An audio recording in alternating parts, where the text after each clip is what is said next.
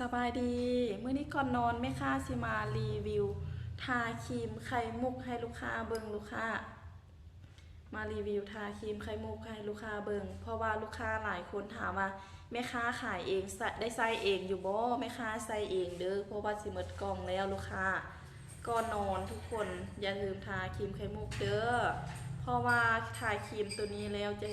เวลาเขาตื่นมาที่ให้หน้าเขาซุ่มซื่นหน้าเขามีสีสันเด้งขึ้น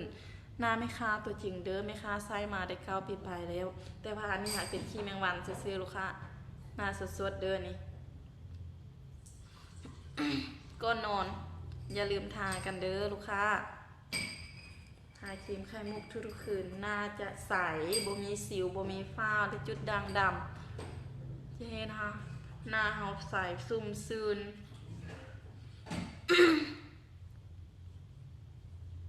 เพราะว่าตอนตะกี้แม่ค้าเคยเป็นสิวเนาะเป็นสิวแล้วไปปัวเขาจะแนะนำให้ใส่ครีมดรเพิ่นแนะนำให้ใส่ครีมไข่มุกตัวนี้มาก็เลยว่าหน้าแม่ค้าจึงค่อยใสขึ้นบ่มีเมนบ่มีฝ้าเลยลูกค้าตอนนี้แม่ค้าอายุแก่ละเหยียบหลัก30แล้วแต่ว่าหน้ายังบ่มีรอยตีนกอกตีนกาเทื่อย้อนครีมตัวนี้มันใส่ดีอีหลีลูกค้าเพราะว่าไปทางใดไผก็ถามว่าไม่น่าไม่ค่าใส่หยังคือหน้าใสแท้หลายคนยังถามไม่ค่าใส่ครีมตัวนี้ลูกค้า ครีมไข่มุกดีแท้ไหมคะจริงบอกต่อทาได้ทางกลางเวนและกลางคืนเด้อ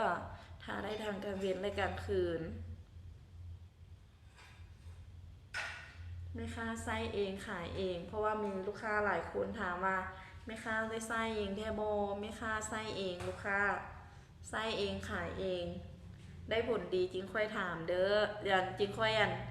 แนะนำลูกค้าทุกคนใส่นำเด้อครีมตัวนี้จะบ่แพ้ลูกค้ารับประกันเราบ่แพ้เลย ว่ามันไส้ดีหรือลูกค้า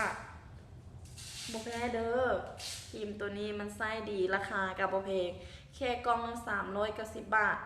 ทาได้3 อาทิตย์3 อาทิตย์หรือ4 อาทิตย์กว่าลูกค้าเฉพาะหน้าไม่ค่าใหญ่ทาได้ประมาณ3 อาทิตย์นี่ก็หมดแล้วลูกค้า